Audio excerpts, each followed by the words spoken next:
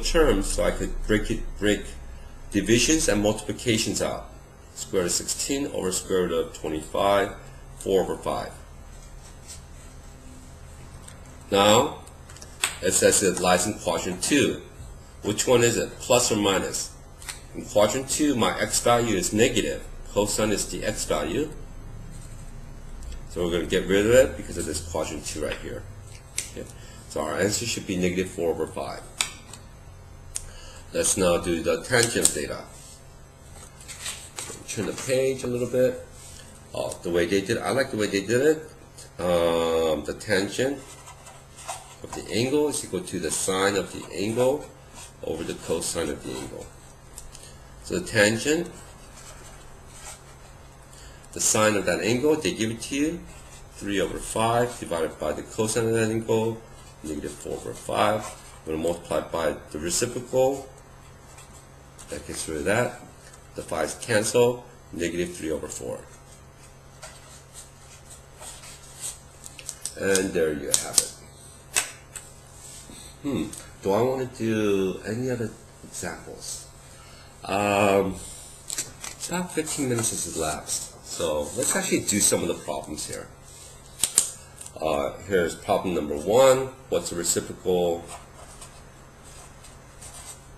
of 7?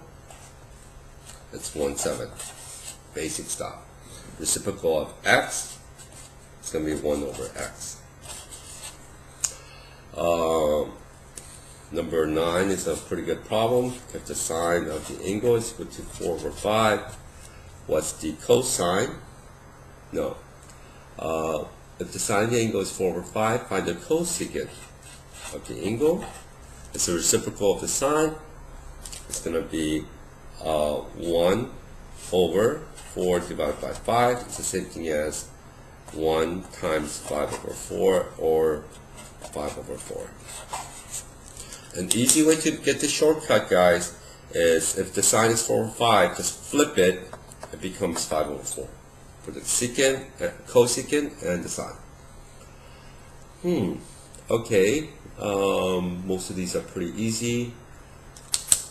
Number 15, if the sine of the angle is equal to 3 over 5, and the cosine of the angle is equal to negative 4 over 5, what is the tangent of the angle?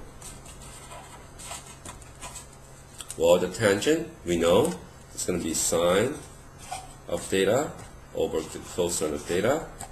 The sine is 3 over 5. That's the ratio of the opposite to the hypotenuse. The cosine is going to be negative 4 over 5. We're going to multiply by the reciprocal, negative 5 over 4. Notice that the 5's cancel. You end up with 3 in the numerator, and then you end up with 4 in the denominator. Let's do a couple more. Most of these are pretty simple. Let's do one more. Let's do about 5 or 6 more problems. Okay. 19. If the sine of the angle is equal to 1 divided by radical 2, they want you to find the sine squared of the angle. Well, we know that the sine of angle is 1 over root 2. So it's going to be 1 over radical 2 squared. That's the same thing as 1 over radical 2 times 1 over radical 2. And that becomes 1 times 1 is 1. Root 2 times root 2 is 2. Remember, the square root of the square becomes itself. Okay? Let's do a couple more. This is kind of all impromptu, guys, so, you know, we kind of work through a lot of these. Number 28. A nice little problem. If find sine of theta, that's what we're looking for. If the cosine of the angle is equal to 5 over 13 and terminates in quadrant 1. Okay? Theta is an element of quadrant 1. Okay. So we're trying to find the sine of the angle given the cosine. You could do the x, y's, and r's.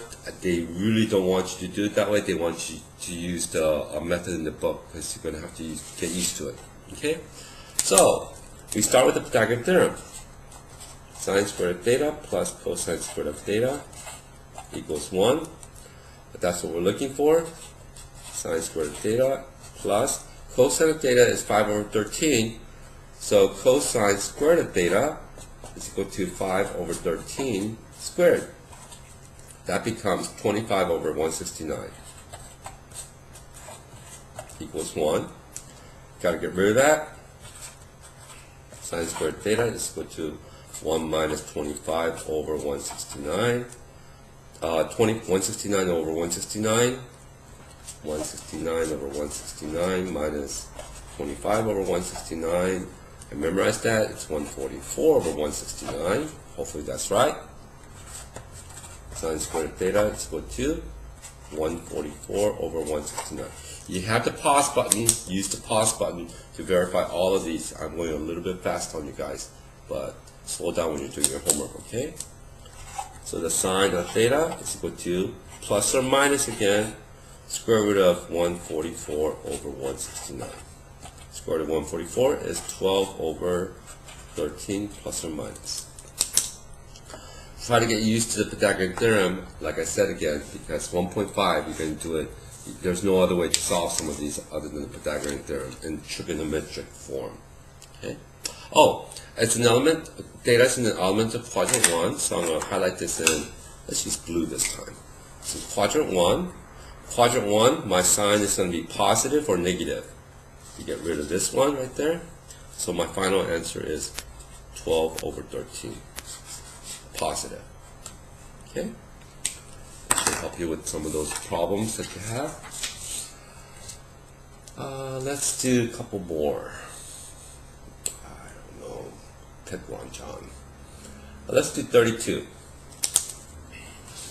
No, 28. Let's go a little bit down. I know it's giving you a lot of homework. Let's do 38.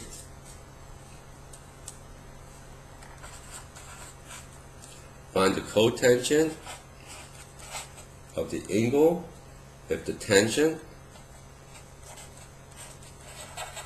of that angle is equal to 8 over 15 and theta terminates in quadrant 3. Okay. Going back to some of the other functions, I don't have that memorized. I hate to memorize those. Maybe you should. I like to derive them every single time. Sine squared plus cosine squared equals 1. I'm looking for the tangent.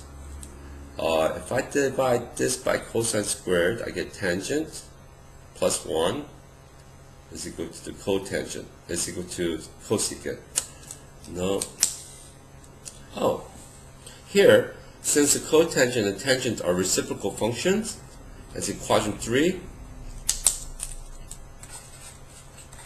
cotangent of angle is equal to 15 over 8. As in quadrant 3, it's going to be negative over negative, which is positive. There it is. I don't know why that wasn't problem number 38. Should have been a little bit. What? No, was that 38? Trying to find the problem here. Find cotangent. Oh, I misread the problem. Hate that when that happens. I'm not pointing to it. Kind of killing me. 38. I'm going to point to it this time. It's too easy. Find cotangent of the angle if the sine of theta is equal to 2 over 3 and theta terminates in quadrant 2. Sorry about that, guys. Misread the problem. I didn't point to it. Make sure you point to your problems because you can always make really bad impressions. Okay? So, how do we do this? We can find from here, we can find the cosine value, and then we can go, there's so many different ways I can do this. It's in quadrant 2. So many different ways I can do this. Let's do the cotangent identity.